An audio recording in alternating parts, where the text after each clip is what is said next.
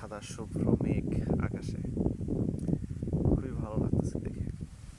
তাই ভাবলাম আপনাদের একটু উপভোগ করাই। জানাবেন আর কি আপনাদের কেমন লাগলো এই শুভ্র মেঘ বিলের পাড়ে বসে থাকতে, আপনাদের কেমন লাগে যারা আমার মতো গ্রামের সন্তান, কমেন্টে জানায়।